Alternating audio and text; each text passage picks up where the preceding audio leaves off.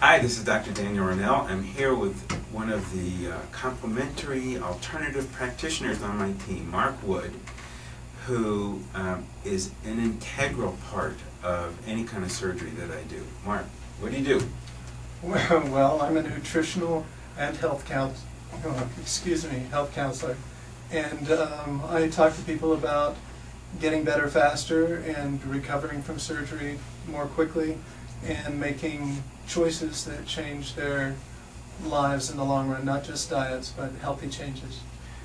I think that's great. Mark is a perfect example of how when somebody comes to my office, I see it as an opportunity to change more than just their physical appearance, but we have this whole being plan, which includes better diet, better exercise, stress, and what I love about Mark is that he addresses more than just what people eat. Do you tell people to change their diets? First thing that I say to the client is anything that is blocking their health is fair game. It's something we're going to deal with and something we're going to talk about. So we start with what are their concerns and what are their goals, and we try and connect those two. And do you see your relationship with them as just being around the surgery? Well, the way that I prefer to work is in a 6-month program, which is getting together every 2 weeks for an hour for 6 months.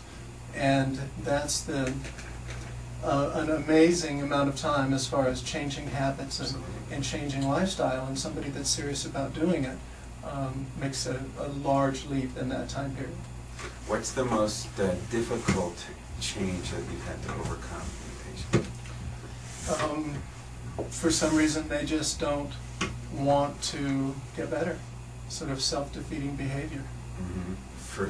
What's an example of that? Somebody who wants to lose weight but won't work on their habits of eating right, or they will and they'll learn them, but they won't practice them even though they know they should. Yeah. So given enough time, what we can do is get in and deconstruct those cravings. Right. And take it from there, crowd out the bad influences rather than just drop them, and make those changes still.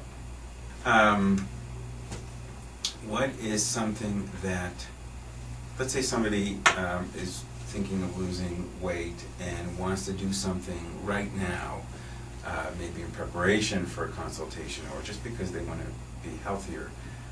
What are some of the things they can start thinking of right now? The first thing I would say is stay away from processed foods, what I call chemicalized artificial junk foods. And they're everywhere and they're convenient, and that's what people are eating.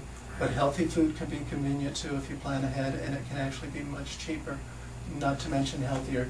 And you are actually made from the food that you eat, and it makes a huge difference to eat whole foods, natural foods. That's the biggest change you can make. And you think that's not that expensive? It's not expensive. It's expensive if you get heavy into the meats. But things like bulk grains, fresh vegetables, that's actually very affordable. Those taste good? They taste wonderful. You want to get your fats in. You want to make sure that you get plenty of healthy fats, omega-3s, olive oil, which is an omega-9. Those help absorb the vitamins. Most vitamins, if you were to eat a lot of greens without any fats at all, you would pass most of those vitamins right through and not be able to absorb them because they're not water soluble. Other than B and C, all vitamins are fat soluble. So you want healthy fats, plenty of those. What are some really important things that you talk to patients about eating after surgery in order to build them back up? I like to try and get the pH of the body in an alkaline state. So we work on alkalizing foods, which are primarily vegetables and fruits, although not in combination, and get them going from there. Alkalizing minerals, calcium, magnesium, potassium in some cases. Plenty of vitamin K to hook that calcium and magnesium into the bones. Plenty of vitamin D to absorb it. What if somebody's just not hungry after surgery? What I would say is eat small, sour or tart fruits, berries, things like that. Multicolored, brightly colored foods. It's easy to eat a little bit at a time, very good for you, lots of antioxidants, very healing, gets you going the right direction.